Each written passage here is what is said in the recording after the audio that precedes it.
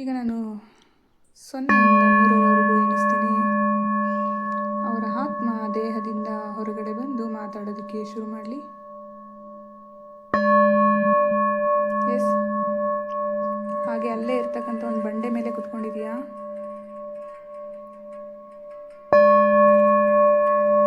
ಅಲ್ಲಿರುವಂಥ ಸುಂದರವಾಗಿರುವ ವಾತಾವರಣವನ್ನು ಗಮನಿಸ್ತಾ ಇದೆಯಾ? ತುಂಬ ನಿಮ್ಮ ಇಂದಿನ ಜನ್ಮದ ರಹಸ್ಯವನ್ನು ತಿಳಿದುಕೊಳ್ಳೋದಕ್ಕೋಸ್ಕರ ನೀನು ಆ ಗುಹೆಯ ಒಳಗಡೆ ಎಂಟ್ರಿ ಆಗ್ತಾ ಇದೆಯಾ?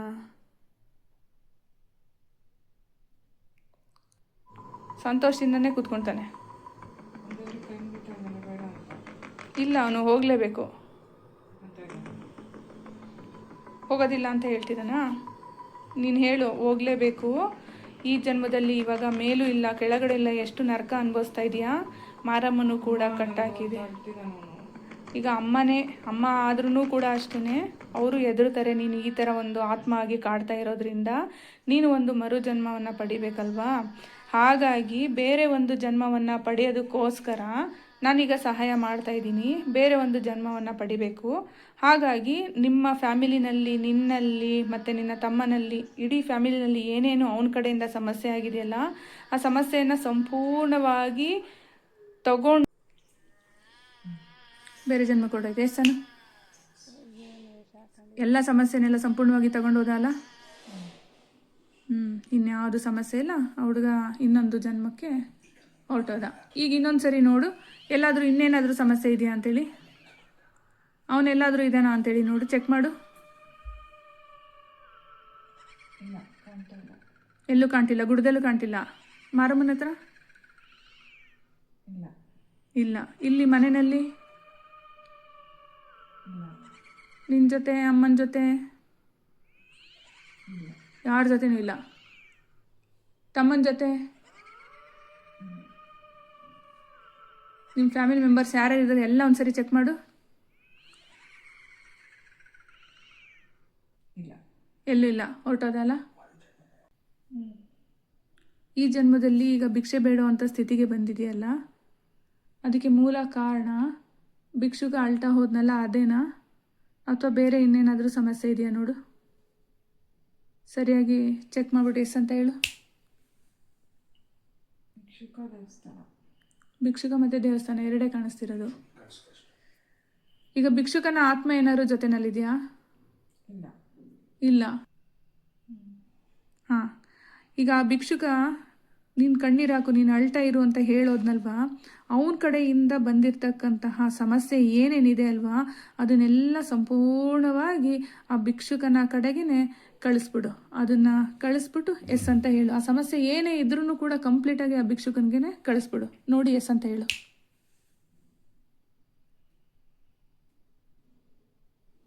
ಕಳಿಸು, ಆಗುತ್ತೆ. ಪೂರ್ತಿ ಸಂಪೂರ್ಣವಾಗಿ ಎನರ್ಜಿ ಫೀಲ್ಡಲ್ಲಿರ್ಬೋದು, ದೇಹದಲ್ಲಿರ್ಬೋದು, ಮಾನಸಿಕ ಸ್ಥಿತಿಗತಿಗಳಲ್ಲಿ ಇರ್ಬೋದು, ಎಲ್ಲ ಕಂಪ್ಲೀಟಾಗಿ ಫೈನಾನ್ಷಿಯಲಿ ಸಮಸ್ಯೆ, ಎಷ್ಟು ದುಡಿದ್ರೂ ಉಳಿಯೋದಿಲ್ಲ, ಭಿಕ್ಷೆ ಬೇಡೋವಂಥ ಸ್ಥಿತಿ, ರೇಷನ್ನು, ಎಲ್ಲದಕ್ಕೂ ತೊಂದರೆ ಆಗ್ತಾ ಇದೆಯಲ್ಲ, ಅದೆಲ್ಲ ಸಂಪೂರ್ಣವಾಗಿ ಆ ಎಲ್ಲ ಸಮಸ್ಯೆನೂ ಕಂಪ್ಲೀಟಾಗಿ ತಗೊಂಡು ಆ ಭಿಕ್ಷುಕನಿಗೆ ವಾಪಸ್ ಕಳಿಸು. ಆಗುತ್ತೆ ನಿನ್ನ ಕೈಲಿ. ಅದನ್ನೆಲ್ಲ ಕಳಿಸಿದಾದ್ಮೇಲೆ ನೋಡಿ ಎಸ್ ಅಂತ ಹೇಳು.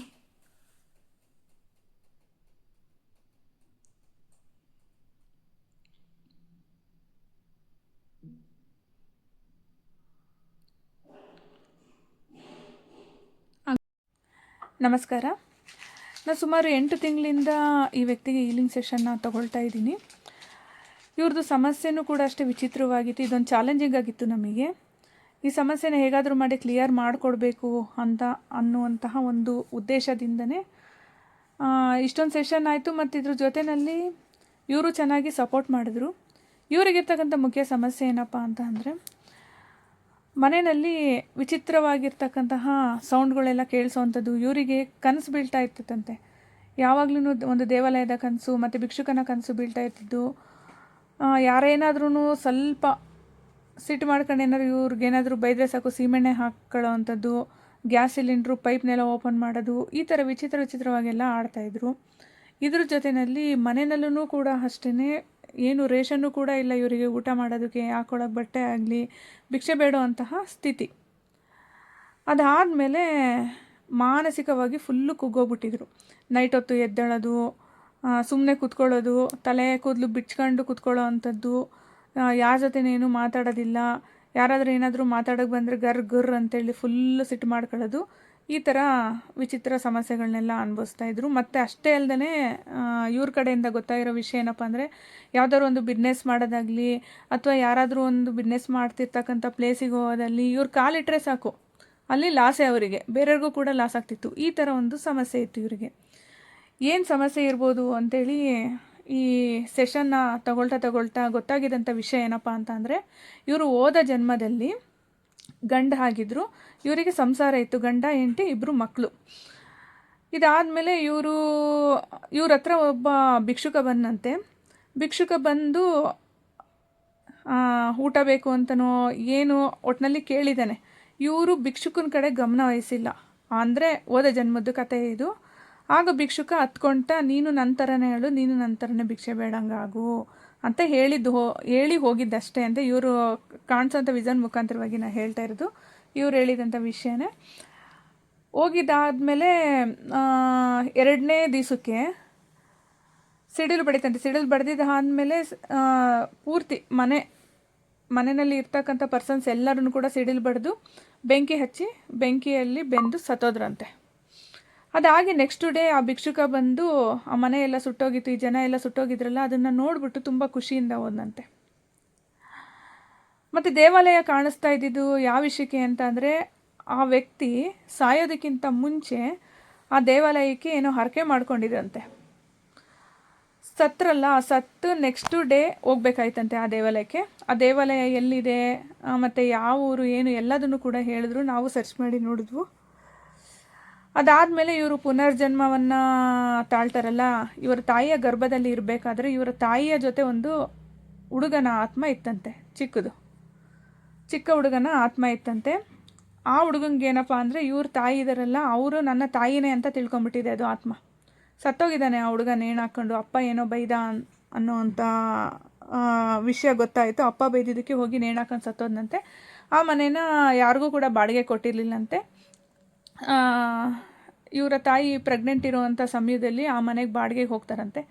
ಹೋಗಿದ್ದಾದಮೇಲೆ ವಿಚಿತ್ರವಾಗಿರ್ತಕ್ಕಂಥ ಶಬ್ದಗಳು, ಘಟನೆ ಮತ್ತು ನಿದ್ದೆ ಬರ್ತೆ ಇರ್ತಕ್ಕಂಥದ್ದು, ಒಟ್ಟು ವಿಚಿತ್ರ ಅನುಭವಗಳೆಲ್ಲ ಆಯ್ತಂತೆ. ಇವ್ರು ಹೇಳಿದ ನಿಜನ ಸುಳ್ಳ ಅಂತ ಟೆಸ್ಟ್ ಮಾಡೋಕ್ಕೆ ಇವ್ರ ತಾಯಿಯವ್ರನ್ನ ಕೇಳಿದಾಗ ಅವರು ಇರೋ ವಿಷಯನೆಲ್ಲ ಹೇಳಿದ್ರು. ಅದಾದಮೇಲೆ ನೆಕ್ಸ್ಟು ಇವ್ರ ತಾಯಿಯವ್ರಿಗೆ ಇವಳು ಹುಟ್ಟೋದಕ್ಕೆ ಅಂದರೆ ತುಂಬಾ ಕಷ್ಟ ಆಯ್ತಂತೆ. ಇದ್ರ ಜೊತೆಯಲ್ಲಿ ಆ ಒಂದು ಇನ್ನೊಂದು ಆತ್ಮ ಸೇರ್ಕೊಂಡಿತ್ತಲ್ವಾ ಇವ್ರ ತಾಯಿ ಜೊತೆಯಲ್ಲಿ ಇರ್ತಕ್ಕಂಥದ್ದು, ಅದು ತುಂಬಾ ಪ್ರಾಬ್ಲಮ್ ಮಾಡ್ತಿತ್ತಂತೆ. ಇವ್ರು ಹುಟ್ಟಿದ್ದು 9 ತಿಂಗಳು ಮೇಲಂತೆ. ಗಂಡು ಮಗು ಆಗುತ್ತೆ ಅಂತಲೇ ಅಂದ್ಕೊಂಡಿದ್ರಂತೆ ಎಲ್ಲರೂ. ಬಟ್ ಗಂಡು ಮಗು ಆಗಲಿಲ್ಲ, ಹೆಣ್ಮಗು ಆಗಿ ಈಗ ಹುಟ್ಟಿದ್ದಾರೆ. ಮತ್ತು ಆ ಒಂದು ಆತ್ಮ ಇದೆಯಲ್ವ, ಹೀಗೆ ಅವರಿಗೆ ಸೆನ್ಸ್ ಆಗ್ತಿತ್ತಂತೆ ಅವರ ಫ್ಯಾಮಿಲಿನೆಲ್ಲ ಏನೋ ಒಂದು ವಿಚಿತ್ರವಾಗಿರ್ತಕ್ಕಂಥ ಒಂದು ಸಮಸ್ಯೆ ಎದುರಾಗಿರೋಂಗಿದೆ, ಏನೋ ಓಡಾಡ್ದಂಗೆ ಅನ್ಸೋದು, ಶಬ್ದ ಬರೋ ಅಂಥದ್ದು, ಏನಾದರೂ ಪ್ರೇತಾತ್ಮದ್ದೇನಾದರೂ ಕಾಟ ಇದೆಯಾ ಅಂತ ಹೇಳಿ ಕೆಲವುದು ಏನೇನು ಬೇಕಲ್ವಾ ಅದಕ್ಕೆ ರೆಮಿಡಿ, ಅದನ್ನು ಮಾರಮ್ಮನ ದೇವಸ್ಥಾನಕ್ಕೆ ಹೋಗಿ ಪೂಜಾರಪ್ಪರ ಕಡೆಯಿಂದ ಎಲ್ಲ ಮಾಡಿಸ್ಕೊಂಡ್ರಂತೆ. ಆಗ ಆ ಹುಡುಗ ಕಾಣಿಸ್ಕೊಳ್ಳೋದು, ವಿಚಿತ್ರ ಸೌಂಡು ಅದೆಲ್ಲ ಸ್ಟಾಪ್ ಆಯ್ತಂತೆ. ಆಮೇಲೆ ಚೆಕ್ ಮಾಡಿ ನೋಡಿದಾಗ ಮಾರಮ್ಮ ಆ ಒಂದು ಕೆಟ್ಟ ಆತ್ಮನ ಹಿಡಿದಿಟ್ಕೊಂಡಿತ್ತಂತೆ. ಇಟ್ಕೊಂಡಿದ್ದಾದಮೇಲೆ ಹಾಗೆ ಒಂದು ದಿನ ಇವರ ತಂದೆ ನಡ್ಕೊಂಡು ಹೋಗಬೇಕಾದ್ರೆ ಅದೇ ಹುಡುಗನ್ನೇ ಜೋರಾಗಿ ತಳ್ಳಿ, ವೆಹಿಕಲ್ ಓಡಾಡ್ತಿತ್ತಂತೆ, ಜೋರಾಗಿ ತಳ್ಳಿ ಸಾಯಿಸ್ಬಿಟ್ನಂತೆ. ಇವರಪ್ಪ ಇಲ್ಲ, ಇವಾಗ ಅವರು ಸತ್ತೋಗಿದ್ದಾರೆ. ಆ ಆತ್ಮ ಮಾರಮ್ಮ ಇಟ್ಕೊಂಡಿತ್ತಲ್ಲ, ಅದು ಯಾವುದೋ ಒಂದು ಗಳಿಗೆನಲ್ಲಿ ಬಿಡಿಸ್ಕೊಂಡ್ಬಂದು ಇವರ ತಂದೆಯನ್ನು ಸಾಯಿಸಿದ್ರಂತೆ. ಅವರು ಆಕ್ಸಿಡೆಂಟಲ್ಲಿ ಸತ್ತೋದ್ರಂತೆ. ಇದಾಗಿದ್ದಾದಮೇಲೆ 2-3 ದಿವಸಕ್ಕೆ ನೆಕ್ಸ್ಟು ಇವರ ತಮ್ಮನ್ನು ಕೂಡ ಸಾಯಿಸೋಕ್ಕೆ ಅಂತೇಳಿ ಹೋದಾಗ ಯಾವುದೋ ಒಂದು ಕೈ ಅಡ್ಡ ಬಂತಂತೆ.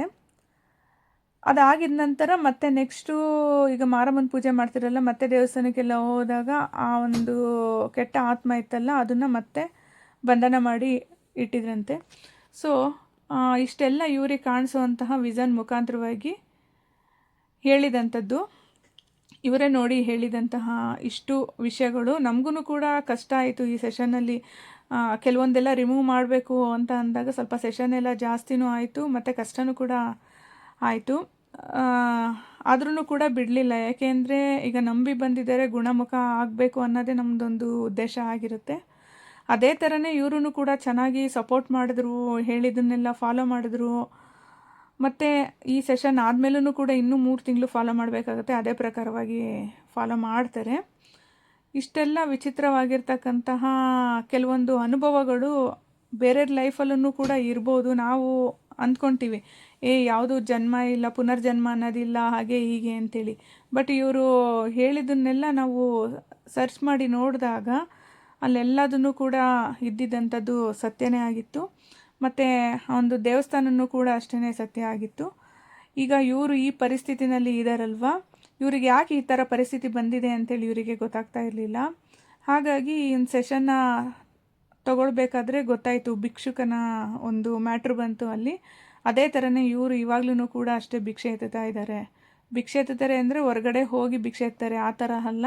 ಏನೇ ದುಡಿದ್ರೂ ಕೂಡ ಉಳಿತಿಲ್ಲ, ರೇಷನ್ ತೊಂದರೆ, ಹೀಗೆ ಈ ಥರ ಒಂದು ಸಮಸ್ಯೆ ಆಗ್ತಾ ಇದೆ. ಎಷ್ಟು ಓದಿದ್ರೂ ಕೂಡ ಕೆಲ್ಸಕ್ಕೆ ಹೋದ್ರೂ ಹೋಗೋಕ್ಕಾಗ್ತಾ ಇಲ್ಲ, ಹೋಗೋಕ್ಕೂ ಮನಸ್ಸು ಬರ್ತಿಲ್ಲ. ಹೋದ್ರೂ ಈಗ ಅವರೆಲ್ಲಿ ಕೆಲಸಕ್ಕೆ ಸೇರ್ಕೊಂಡಿರ್ತಾರಲ್ಲ, ಒಂದು 2-3 ಕಡೆ ಕೆಲಸಕ್ಕೆ ಸೇರ್ಕೊಂಡ್ಮೇಲೆ ಅವರು ಲಾಸ್ ಆಗಿಬಿಟ್ರಂತೆ. ಈಗ ಹೇಳಿದ್ನಲ್ಲ, ಇವ್ರು ಎಲ್ಲಿ ಕಾಲಿಡ್ತಾರೋ ಅಲ್ಲೆಲ್ಲ ಲಾಸು, ಈ ಥರ ಒಂದು ಸಮಸ್ಯೆನ ಅನುಭವಿಸ್ತಾಯಿದ್ರು. ಹೀಗೆಲ್ಲ ಕ್ಲಿಯರ್ ಆಯಿತು. ಮತ್ತೆ ರೀಚೆಕ್ ಮಾಡ್ತೀವಿ. 3 ಮಂತ್ಸ್ವರೆಗೂ ನಾವು ಹೇಳಿದ್ದನ್ನು ಇವರು ಕರೆಕ್ಟಾಗಿ ಫಾಲೋ ಮಾಡಬೇಕು. ನಾವು ಅಂದ್ಕೊತೀವಿ ಮದ್ದಿಡಿ ಸುಳ್ಳು, ಸರ್ಪದೋಷ, ಅದೆಂಗೆ ಸರ್ಪದೋಷ ಬರುತ್ತೆ, ಅದೆಂಗೆ ಮತ್ತೆ ಪುನರ್ಜನ್ಮ ಇದಾಗುತ್ತೆ, ಹೀಗೆ ನಮ್ಮ ದೇಹ ಸಾವನ್ನಪ್ಬೋದು, ಆದರೆ ಆತ್ಮ ಸಾವನ್ನಪ್ಪಲ್ಲ ಅನ್ನೋದು ಸತ್ಯನೇ. ಆ ಒಂದು ವಿಷಯಗಳನ್ನ ಕ್ಯಾರಿ ಮಾಡಿಕೊಂಡು ಬಂದಿರ್ತಾರೆ. ಶಾಪ ಅಂತಂದರೆ ಈಗಿನ ಕಾಲದ್ದು ಜನ ಶಾಪ ಹಾಕ್ತಾರಲ್ಲ, ಆ ಥರ ಅಲ್ಲ. ಆಗ ಅಂದರೆ ಇದು ತುಂಬ ಹಳೆ ಜನ್ಮ, ಇದು ಒಂದು 3-4 ಹಿಂದಿನ ಜನ್ಮ ಅಂತ ಕಾಣಿಸುತ್ತೆ. ಅವಾಗಿನವರೆಲ್ಲರೂ ಕೂಡ ಸತ್ಯ ಶಕ್ತಿ ಅನ್ನೋದು ಇರ್ತಿತ್ತು, ಅವ್ರ ಮಾತೇ ದೊಡ್ಡ ಶಕ್ತಿ ಆಗಿರ್ತಿತ್ತು. ಸೊ ಹಾಗಾಗಿ ಆ ಶಾಪ ಅನ್ನೋದಿತ್ತಲ್ಲ, ಅದು ಇಲ್ಲಿವರೆಗೂ ಕ್ಯಾರಿ ಮಾಡ್ಕೊಂಡು ಬಂದಿದ್ದಾರೆ ಇವರು. ಮತ್ತು ಈಗಿನ ಒಂದು ಕಾಲದಲ್ಲಿ ಶಾಪ ಅಂತೆ ಅದಂತೆ ಇದೆ, ಯಾಕಂದ್ರೆ ಸತ್ಯವಾಗಿ ಯಾರಿರ್ತ ಸತ್ಯವಾಗಿ ನಡ್ಕೊಳ್ತಾರಲ್ಲ, ಅದು ಶಾಪ ತಗಲುತ್ತೆ. ಮತ್ತು ಇನ್ನೊಂದು ನಾಸ್ಬಾಯಿ ಅಂತಾರೆ. ನಾಸ್ಬಾಯಿ ಅಂದರೆ ಅವರು ಏನಾದರೂ ನುಡಿದ್ಬಿಟ್ರೆ ಹಾಗೆ ಆಗೋಗ್ಬಿಡುತ್ತೆ. ಅವ್ರು ಯಾವ ಮಾಟ ಮಂತ್ರ ಮಾಡೋದು ಬೇಡ, ಯಾವ ಇದು ಬೇಡ, ಆ ಥರ ಇರುತ್ತೆ ನಾಸ್ಬಾಯಿ ಅಂಥೇಳಿ. ಅಂಥ ಒಂದು ನಾಸ್ಬಾಯಿ ನುಡಿ ಇದ್ರೂ ಕೂಡ ಅಷ್ಟೇ, ಅದೂ ತಾಗುತ್ತೆ. ಒಟ್ಟಿನಲ್ಲಿ ನಮ್ಮ ಮನಸ್ಸನ್ನು ಸ್ಟ್ರಾಂಗ್ ಆಗಿ ಇಟ್ಕೋಬೇಕು. ಮನಸ್ಸಿನ ತರಬೇತಿ ಮುಖ್ಯವಾಗುತ್ತೆ. ಕೆಲವೊಂದು ಹೇಳಿದ್ದು ಇವರು ಕರೆಕ್ಟಾಗಿ ಫಾಲೋ ಮಾಡ್ತಾ ಇದ್ದಾರೆ. Thank you.